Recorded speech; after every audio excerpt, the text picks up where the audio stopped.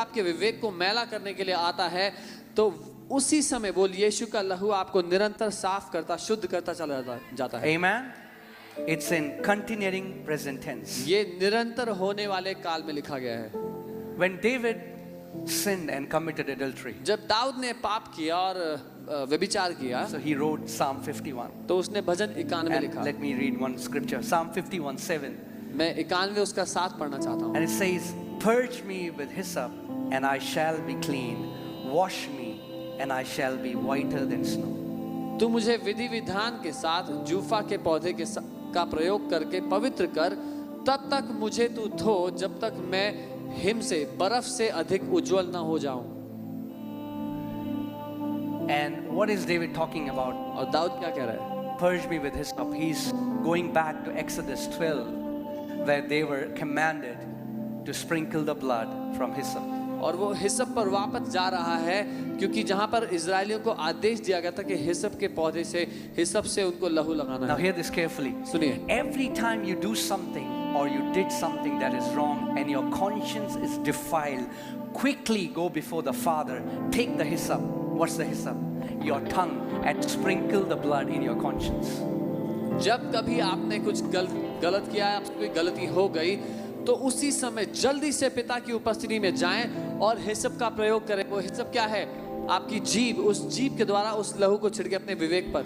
Now please don't misunderstand me. I'm not saying you lost your salvation or Father didn't forgive you. Father is constant. But your conscience, when your conscience gets defiled, you will have no boldness before God. मेरी बात समझिएगा, मैं ये नहीं कह रहा कि आपने अपना उद्धार गवा दिया है, पिता ने आपको छोड़ दिया है, ऐसा कुछ भी नहीं है। लेकिन जब हमसे कोई अपराध होता है तो हमारा विवेक दूषित हो जाता है, और दूषित विवेक के साथ हम पिता के सामने साहस से नहीं जा सकते।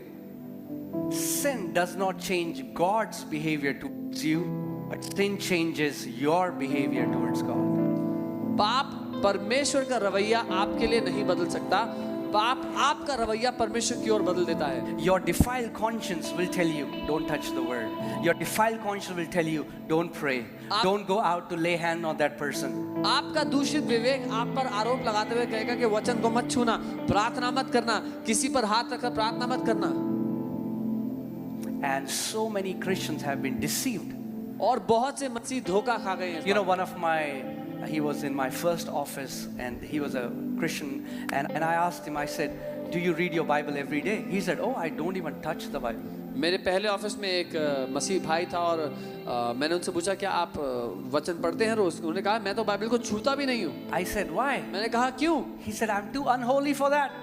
तो उन्होंने कहा कि मैं बहुत ही अपवित्र हूँ उसको छूने के It's only लिए। for holy people. बाइबल केवल पवित्र लोगों के लिए है। See, so many Christians are deceived into believing that. बहुत से विश्वासी धोखा खा चुके हैं और ऐसा मानते हैं। Now, our conscience हमारा that विवेक gets defiled जो मैला हो जाता है stops us हमें रोकता to है approach the throne of कि grace. हम अनुग्रह के सिंहासन के सामने ही ना जाएं। That's why it's very powerful to quickly go before the Father, take the hyssop, take the blood, sprinkle it in your conscience. इसीलिए इतना महत्वपूर्ण है कि जल्दी से हम पिता की उपस्थिति में जाएं, उस हिसप को लें, अपने विवेक पर उस लहू को छिड़कें। Amen. You can say, Father, I आप know कह I सकते messed हैं, up. पिता मैं जानता हूँ मुझसे गलती हुई है। I know I shouldn't have been, I shouldn't have argued with that person. मैं जानता हूँ मुझे उस व्यक्ति से बहस नहीं करनी चाहिए थी। Lord, I know I should have shouted on that O person. प्रभु मुझे पता है मुझे चिल्लाना नहीं चाहिए था उस व्यक्ति पे। I know I shouldn't be a part of this business deal. मुझे पता है मुझे इस बिजनेस डील का I हिस्सा knew नहीं होना something चाहिए was wrong, but I went ahead. था। मुझे पता है कुछ दिक्कत है, फिर भी मैं आगे बढ़ Father, गया। I thank you that the blood of your son Jesus cleanses all my sins. लेकिन पिता मैं धन्यवाद देता हूँ कि आपके पुत्र यीशु का लहू मुझे सारे अपराधों से साफ करता है। Thank you, Father, for blood that was shed for me. Thank you, Father. धन्यवाद पिता आपके लहू के लिए जो मेरे लिए बहाया गया था। What are you धन्यवाद। doing? क्या कर रहे हैं? You're taking the hyssop आप सबको ले रहे and हैं you're sprinkling the blood in your और conscience. लहू को अपने विवेक पर छिड़क रहे हैं। Amen. Amen. Do you know why so many Christians don't move in signs and wonders and miracles? आप जानते हैं बहुत से मसीह लोग क्यों चिन्ह चमत्कारों में नहीं जीते? It's for everyone ये सभी के लिए है, because their conscience is defiled. लेकिन इसलिए क्योंकि उन मसीहों के विवेक दूषित हो चुके हैं। They don't feel bold to stand before. If somebody is demonized, they will say, no. उनको साहस महसूस नहीं होता सामने जाने के लिए। अगर किसी में दुष्ट आत्मा है तो बोलेंगे नहीं मैं नहीं जा रहा प्रार्थना करने। That's the beautiful mystery about the blood of Jesus. यीशु के लहू की यही खूबसूरत रहस्य Yes. है। Are you ready? सुनिए, It gives you the boldness to stand before God and stand against devil. यीशु का लहू आपको साहस देता है कि आप परमेश्वर के सम्मुख खड़े हो सकें और शैतान का विरोध कर सकें। I'll say that again. मैं दोबारा The कहता blood of Jesus यीशु का gives लहू you the boldness to stand before the Father and stand against the enemy. यीशु का लहू आपको साहस देता है कि आप पिता के सामने खड़े हो सकें और शैतान का विरोध कर सकें। Amen. All right, Hebrews 10, we'll see verse 1 and 2. इब्रानी 10 उसका 1 और 2 देखिए। Are you still alive? अभी भी जीवित हैं? Okay. Don't worry. If you're getting any thoughts अगर कोई ऐसे विचार आ रहे हैं from the enemy, दुश्मन से, we will sprinkle तो हम some blood. कुछ लहू छिड़क देंगे आपके विवेक, We'll deal with your conscience. आपके विवेक को ठीक कर देंगे। Amen. For the law having a shadow of the good things to come. व्यवस्था तो आने वाली उत्तम बातों की परछाई थी। Come on, turn to your neighbor. पड़ोसी को देखें, Say, neighbor, बोलो पड़ोसी, we are expecting good things to come. हम अच्छी चीजें आने वाली हैं इसका इंतजार कर रहे हैं। Oh, brother, you don't know, brother, what is coming, brother? अरे Good भाई, things. अरे भाई आप नहीं Good जानते क्या आ रहा है। things अच्छी are चीजें coming. अच्छी चीजें आ रही हैं आपके जीवन में। Good things. अच्छी चीजें आ Your रही हैं। Father has planned good things for you. आपके पिता ने आपके लिए अच्छी चीजें सोच कर रखी हैं। Amen. Religion has also defiled many people's conscience. They धर्म cannot think good. धर्म ने भी बहुत से लोगों के विवेक को दूषित कर दिया है, वो अच्छा सोच ही नहीं सकते। They have made the second coming of Jesus a horror movie. Anyway, उन्होंने यीशु के दूसरे आगमन को एक डरावनी मूवी बना दिया है। hallelujah. So, and not the very image of things और वो पुरानी बातें प्रमाण नहीं थी। can never. What does never means? Do you know what never means in Hebrew? And Greek? It means never. कभी नहीं का अर्थ कभी नहीं ही होता है यूनानी इब्रानी सब भाषाओं में। Can never with these same sacrifice which they offer continually year by year make those who approach what? Perfect. इसीलिए उन्हीं बलियों के द्वारा जिन्हें निरंतर हर साल कभी ना रुके हुए दिया जा रहा था, उपासना करने वाले जो उसके निकट आते थे उनको कभी भी सदा के लिए संपूर्ण सिद्ध नहीं कर सकती थी। Perfect. संपूर्ण सिद्ध नहीं कर सकती। God's desire for you is to be perfect. परमेश्वर की आपके जीवन के लिए इच्छा ये है कि आप सिद्ध Now संपूर्ण hear सिद्ध this. हो। Hear this. सुनिए, Perfect in the Hebrew context. इब्रानी मानसिकता के लिए If you सिद्ध जो है, take a circle, अगर आप एक दायरा बनाना शुरू करें, if you take a circle, if you draw a circle, अगर आप दायरा बनाना शुरू करें, start drawing a circle, gola, एक दायरा बना गोला बनाते रहें, right? Doesn't matter the shape. As long as you are in the process, Hebrew calls it perfect. अगर आप एक गोला बनाते रहें, चाहे उसकी शेप कैसी भी बन रही हो, जब तक आप बना रहे हैं, इब्रानी मानसिकता कहती है कि वो सिद्ध है, कि वो सिद्ध है। If you just make it and stop it, then it's not perfect. अगर आप बना रहे थे और आप रुक गए तो वो सिद्ध As नहीं long रहा। as you're drawing it, it's perfect. जब तक आप उसको बनाते रहेंगे वो सिद्ध कहलाएगा।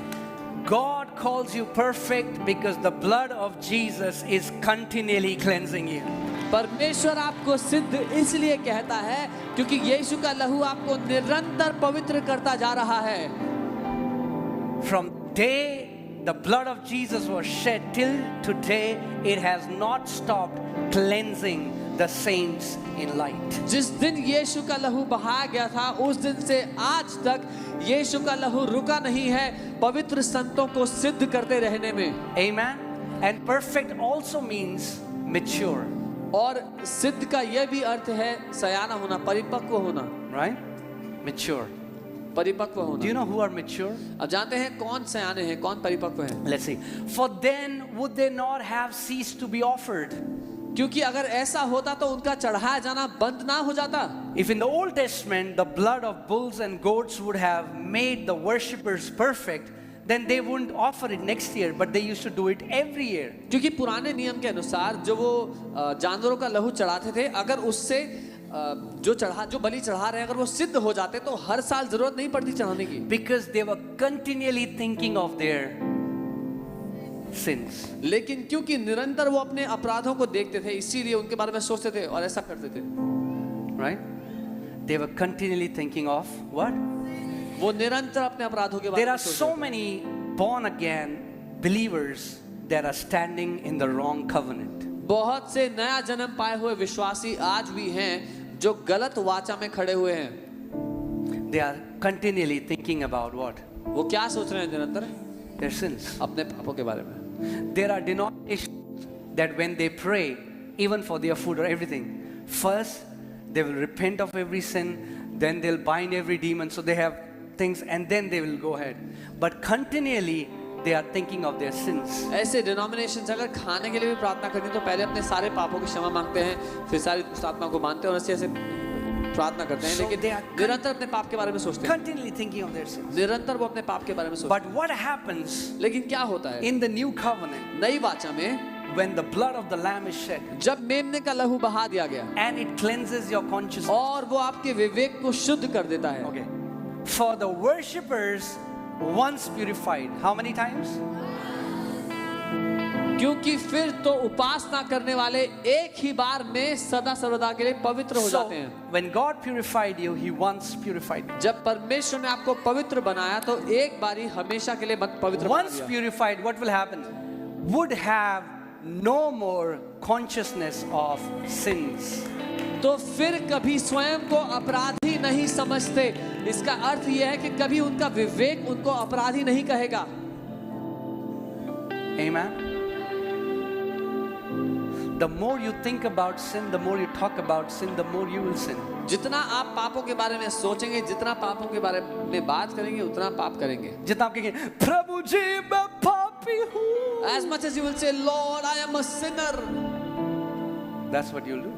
तो आप वही करेंगे। You know, few years ago, not few years, I think 7 to 8 years ago, we went to UP in a church where in every few months, you have to openly confess, and everybody beats their chest and cries out that they are a sinner.